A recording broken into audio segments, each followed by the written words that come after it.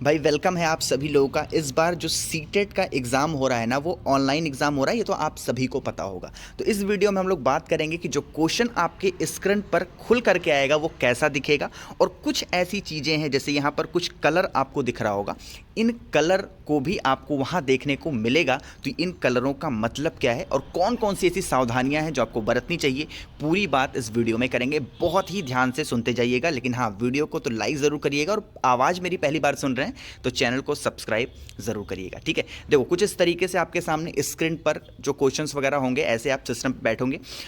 जैसे ही आप सिस्टम पे बैठेंगे, जो इन्विजिलेटर होंगे आपके क्लास में, जो टीचर्स होंगे, आपके बायोमेट्रिक होने के बाद आपको एक सिस्टम अलॉट किया जाएगा। आपको उसी सिस्टम पर जाकर के बैठना है। जब आप उस सिस्टम पे जाकर के बैठेंगे तो यहाँ पर इस साइड में आपको आपकी फ़ोटो दिखाई देगी। हो सकता है, क्योंकि मैक्सिमम ऐसे ऑनलाइन एग्जाम्स हैं जहाँ पर फ़ोटो वगैरह दिखाई देती है। अगर आपके फ़ोटो नहीं दिखाई देते तो उसमें घबराने की, डरने की कोई दिक्कत नहीं है। आपको यहाँ पर दो चीज़ें देखने को मिलेंगी वहाँ पर, एक तो आपका रोल नंबर, और दूसरा वहाँ पर आपको देखने को मिलेगा पासवर्ड। रोल नंबर आपके एडमिट कार्ड पर मेंशन होगा, वो रोल नंबर आपको डालना है। पासवर्ड मैक्सिमम केसेस में ज़्यादातर देखने को मिलता है कि डेट ऑफ बर्थ ही होता है, लेकिन अब क्या पता कि इन्विजिलेटर वहाँ पर आपको कौन सा डेट ऑफ बर्थ बताएं। आपको अपना रोल नंबर और अपना पासवर्ड वहाँ पर डाल करके बैठ जाना है।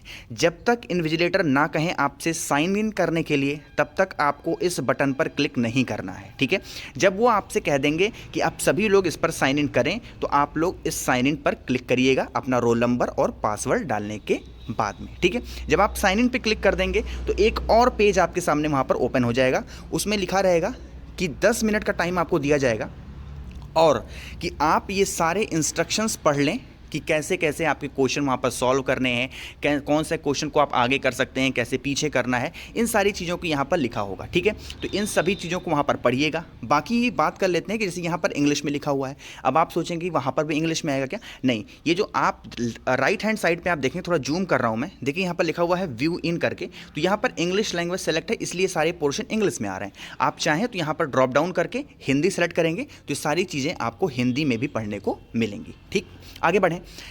यही मेन चीज़ स्टार्ट होती है, आपको समझाने की मैं कोशिश करता हूँ। देखो, जब आप इंस्ट्रक्शंस वगैरह पढ़ोगे ना, तो आपके सामने यहाँ पर कुछ कलर दिखाई देगा, कुछ रेड दिखाई देगा, कुछ ग्रीन होगा, कुछ येलो होगा, कुछ वायलेट कलर होगा, है ना, इस तरीके से दिखाई देगा। तो आप देखो, ध्यान से समझना क्या है। सबसे पहले इसको तो मैं आपको क्वेश्चन जब मैं बताऊंगा कि कैसे आएगा तो समझाऊंगा। एक चीज़ यहाँ पर आपको समझा दूँ मैं कि यहाँ पर नीचे हो सकता है ब्लर दिख रहा हो, तो समझा दूँ आपको। यहाँ पर लिखा हुआ है choose your default language. Default language का मतलब ये हो गया कि आप जब भी क्वेश्चन को ओपन करें, जब भी, चाहे जिस भी चीज़ की क्वेश्चन को ओपन करें, चाहे जिस भी सब्जेक्ट का, तो वो क्वेश्चन जो लिख करके आए वो कौन सी भाषा में आए। ठीक, जैसे यहाँ पर सेलेक्ट है पहले इंग्लिश, तो जब भी आप कोई सा भी सेक्शन ओपन करेंगे अपने सिस्टम पे, कोई भी क्वेश्चन खुल करके आएगा तो वो इंग्लिश में लिख करके आएगा। लेकिन ऐसा नहीं है कि इंग्लिश में अगर आपने यहाँ पर सेलेक्ट कर दिया तो आपको जो क्वेश्चन खुलेगा वो इंग्लिश में ही आपको पूरा देना पड़ेगा, ऐसा नहीं है। यहाँ पर जो आपने सेलेक्ट करेंगे ना, इस वाले पोर्शन पे, डिफ़ॉल्ट पे, वो जो सेलेक्ट करेंगे आप, तो आप जब भी क्वेश्चन खोलेंगे आपको उसी भाषा में मिलेगा। लेकिन आप मान लेंगे यहाँ पर इंग्लिश में खुला, यहाँ पर एक बटन दिया होगा, आप उस बटन पर जा करके हिंदी में भी कर सकते हैं। ठीक है, फिर आपको लगे कि नहीं यार, हिंदी थोड़ा ज़्यादा टफ हो गया, मेरा इंग्लिश ही ठीक था, फिर से आप इस पर क्लिक करें, फिर से उस क्वेश्चन को इंग्लिश में कर लें। ठीक है, इतनी बात आपको समझ में आ गई होगी। अब हम लोग बात ये कर लेते हैं कि क्वेश्चन जो कलर में बता रहा था उसका मतलब क्या है। देखो, एक एग्जाम्पल के रूप में आपको समझाता हूँ। कुछ इसी तरीके से जब आप पेपर देने बैठोगे सिस्टम के सामने, अपने कंप्यूटर के सामने, तो कुछ इस तरीके से खुल करके आएगा। ठीक, देखो, जैसे मान लेते हैं क्वेश्चन नंबर 16 है। ठीक, अब मान लो जब आप इस क्वेश्चन को सॉल्व नहीं करते, आपने क्वेश्चन पढ़ा, यहाँ पर सॉल्व नहीं किया, तो जब आप देखेंगे तो क्वेश्चन नंबर 16 जैसे यहाँ पर दिख रहा है ना, ऐसे का ऐसा ही लिखा रहेगा, उसमें कोई परिवर्तन नहीं आएगी। ये होता है वाइट कलर का मतलब कि आपने उसको छुआ ही नहीं। ठीक, बात करते हैं रेड कलर की। ठीक है, अब तो वाइट तो बहुत कम ही देखने को मिलता है। ठीक है, वो तो अक्सर रेडी हो जाता है।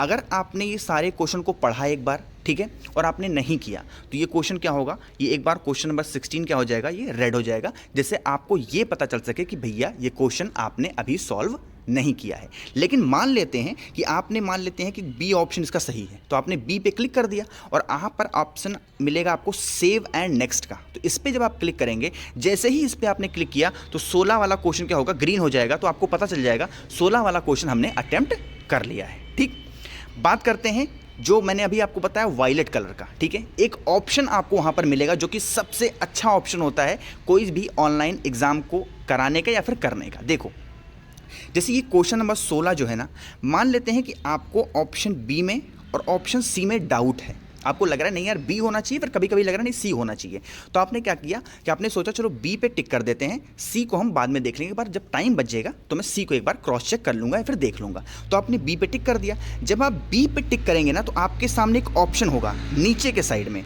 और वो ऑप्शन आपको दिखेगा यहाँ पर, ये लिखा हुआ है मार्क फॉर रिव्यू।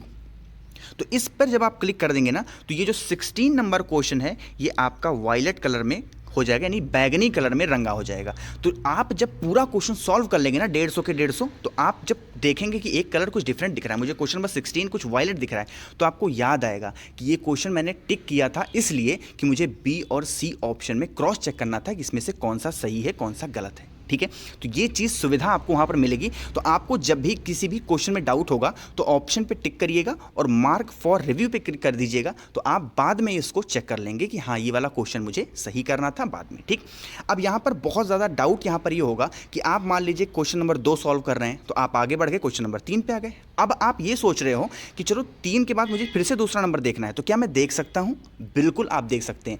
किसी भी क्वेश्चन पे आप डायरेक्ट जंप कर सकते हैं और किसी भी क्वेश्चन पे आप वापस मतलब इधर उधर किसी भी क्वेश्चन पे जा सकते हैं। ऐसा नहीं कि एक क्वेश्चन आपने कर दिया तो वो क्वेश्चन लॉक हो गया, लॉक नहीं होगा, आप आगे पीछे बिल्कुल कर सकते हैं, ठीक। एक और बात यहाँ पर आपको बताना चाहता हूँ, बहुत ही जो कि बहुत अच्छी बातें हैं। जैसे आपको यहाँ ऊपर एक सेक्शन दिखेगा, 4 सेक्शन, आपका जो एग्ज़ाम होगा 4 सेक्शन में तो होगा, इस तरीके से ऊपर 4 सेक्शन होगा।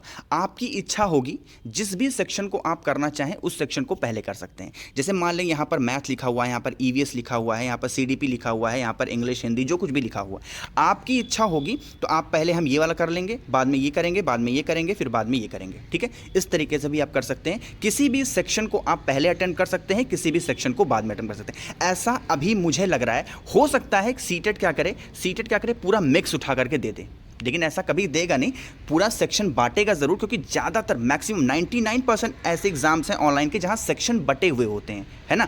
तो वहाँ पर भी सेक्शन बटे हुए ही होंगे, ये तो अभी श्योर है, मैं 90% श्योर हूँ। 10% में श्योर इसलिए नहीं हूँ कि हो सकता है कुछ वो अपनी कलाकारी दिखा दें, अपना दिमाग लगा दें। तो वहाँ पर जाते समय इस बात का विशेष ध्यान ये रखना है, ये जो कलर मैंने आपको बताया, जब क्वेश्चन रेड हो जाएगा इसका मतलब ये समझिएगा कि आपने क्वेश्चन नहीं किया है। ये क्वेश्चन अगर ये कलर आपका ग्रीन होता है तो आप समझिएगा क्वेश्चन मैंने अटेम्प्ट कर दिया है। अगर ये क्वेश्चन आपका ब्लू होता है, ब्लू कलर या फिर आप कह सकते हो बैगनी कलर, तो आपको ये सोचना है कि ये क्वेश्चन मुझे फिर से क्या करना है, क्रॉस चेक करना है, ठीक है। ये सारे ऑप्शंस आपको वहाँ पर देखने को मिलेंगे।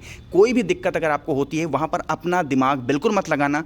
कोई भी समस्या वहाँ पर आपको होती है तुरंत इन्विजिलेटर से पूछना, एक बार नहीं 100 बार पूछना। उनकी ड्यूटी ही इसलिए लगाई जाती है कि आप उनसे सवाल को पूछें।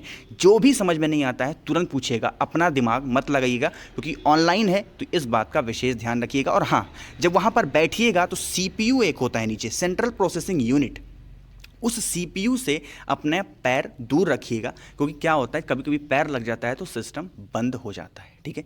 तो ये सारी चीज़ें मैंने बताने की आपको कोशिश की है। उम्मीद करता हूँ आपको समझ में भी ज़रूर आया होगा। कुछ भी अगर आपको पूछना है इससे संबंधित नीचे कमेंट में पूछिएगा, मैं कोशिश पूरी करूँगा कि आपको मैं उसका रिप्लाई कर पाऊँ। और हाँ, सीटेट का अगर मॉक टेस्ट आपको देना है बिल्कुल फ्री में, तो लिंक डिस्क्रिप्शन में दे रहा हूँ। आप हमारे टेलीग्राम ग्रुप पर जुड़िए जहाँ पर 40,000 मेंबर हैं और फ्री में मॉक टेस्ट दे रहे हैं। वहाँ पर आप आसानी से मॉक टेस्ट दे सकते हैं, ठीक है। चलिए ठीक है, कोई भी दिक्कत होता है नीचे कमेंट में ज़रूर पूछ लीजिएगा, ठीक। Thank you so much for watching this video.